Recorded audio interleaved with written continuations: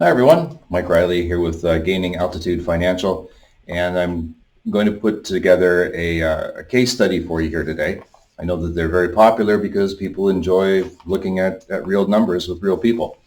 So those of you who regularly view my videos know that critical illness insurance is a key part of one of the things that I talk about with clients. And the big reason is because most people know someone who's been affected by cancer, heart disease, or stroke, and they understand the financial impact that that has on the family as someone goes through treatment and recovery. So a lot of times it's not a large amount that we're providing because it has to fit with people's budgets, but once in a while there's a case that I think is significant enough to share.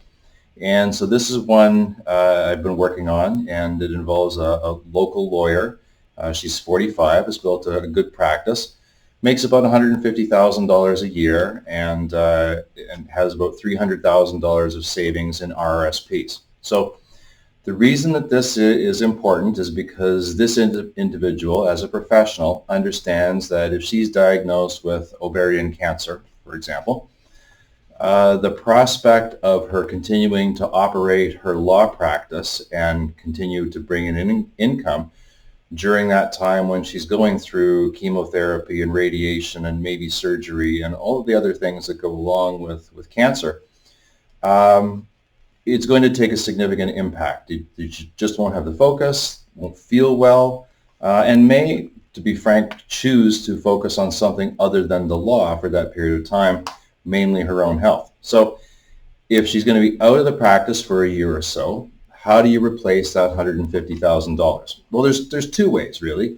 One is to take money from your savings or assets or borrow, but I don't like that as an option.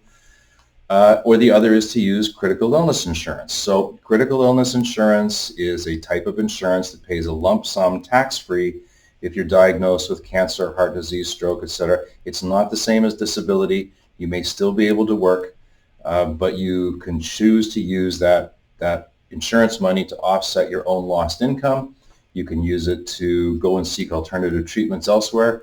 You can use it to supplement a partner's income if they're taking time off work to help you through your treatment and recovery. So now, of course, it's insurance, so people tend not to like insurance because it's very often seen as an expense, and sometimes it is.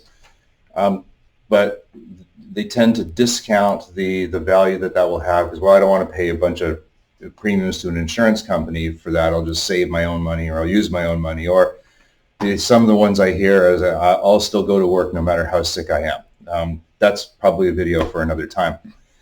But in this case, if option A for this individual was to take $300,000 from, if they got a $300,000 RRSP, if they take $150,000, if they want that in their hands, it's going to cost a little over $200,000 to get in your hands because you got to pay tax on that money. So there's already a 30% withholding at that. She's in about a 45% tax bracket anyway, getting up there, so it's probably going to cost a little bit more than that by the time you take a look at it on a tax year. But that 300,000, we drop it to 200 to 100,000 just to supplement that 1 year. So let's look at what critical illness does with the return of premium. And the reason the return of premium is so important is because if you don't get sick, you get all the money back.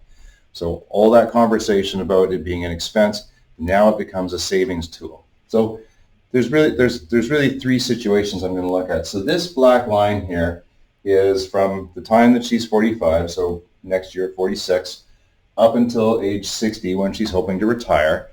That's going to climb to about 1.15 million.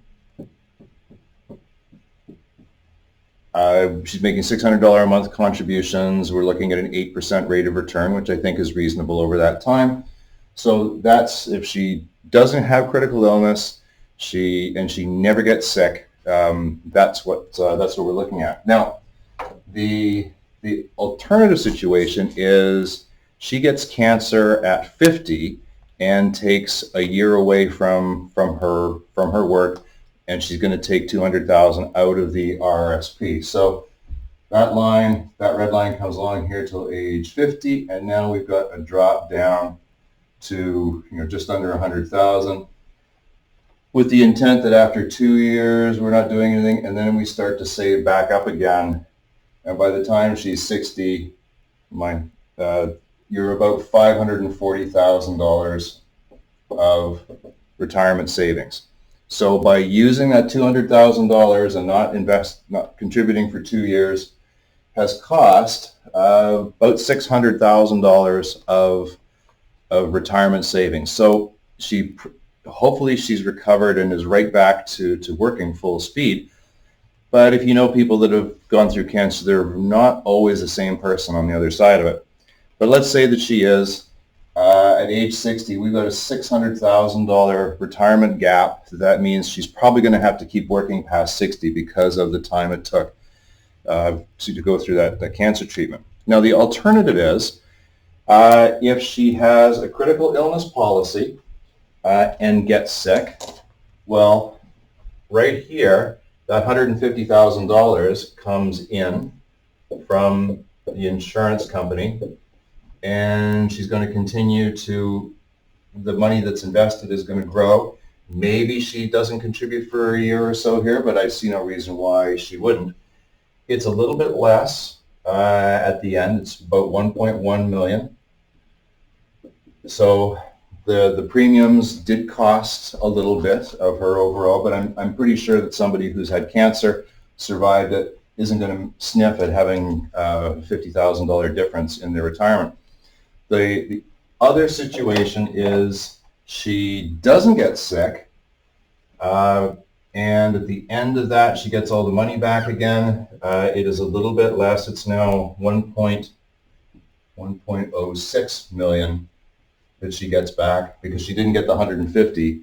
So insurance, the return of premium, of course, is never as much as that is. But all the way along, both situations are a much better situation than this one, which means that even with cancer, even with the insurance policy and return of premium, she's going to have an opportunity to do all these other things that most people are planning for. You plan for the good things, you hope that the bad things don't happen. So I hope that's valuable. Oh, you probably want to know what the premium is. So the premium on this would be $380 a year, or sorry, $380 a month for that $150,000 critical illness policy, 45 years old, non-smoking, healthy. And like I said, you can either take, that's a new $380 a month you're putting towards this.